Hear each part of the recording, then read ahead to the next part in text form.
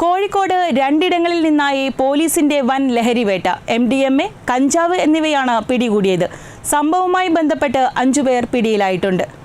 കോഴിക്കോട് നഗരത്തിലാണ് രാസലഹരി ശൃംഖലയുടെ പ്രധാന കണ്ണികൾ വലയിലായത്.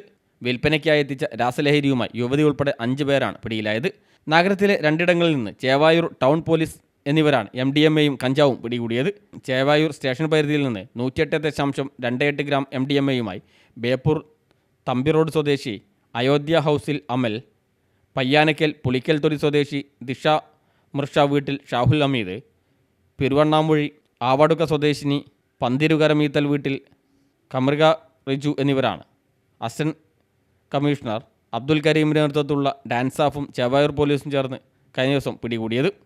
വിൽപ്പനയ്ക്ക് സൂക്ഷിച്ച MDMAയും കഞ്ചാവുമായാണ് ടൗൺ പോലീസ് ലക്ഷദ്വീപ് സ്വദേശികളായ സരീർ സയ്യിദ്, ബദറുൽ മുനീർ എന്നിവരെ പിടികൂടിയത്.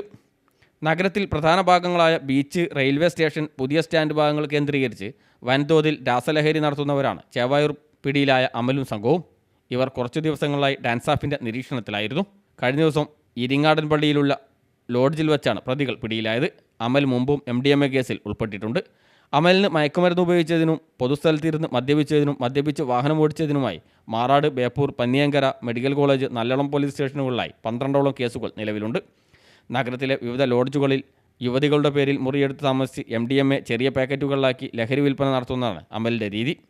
ഇവരുടെ ഫോണുകളും ബാങ്ക് അക്കൗണ്ടുകളും ചേവായൂർ പോലീസ് പരിശോധിച്ച് വരികയാണ്.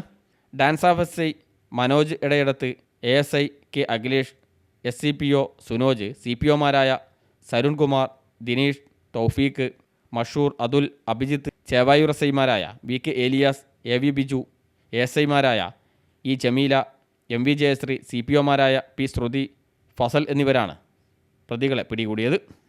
ന്യൂസ് ഡെസ്ക് CTV പ്രാദേശിക വാർത്ത.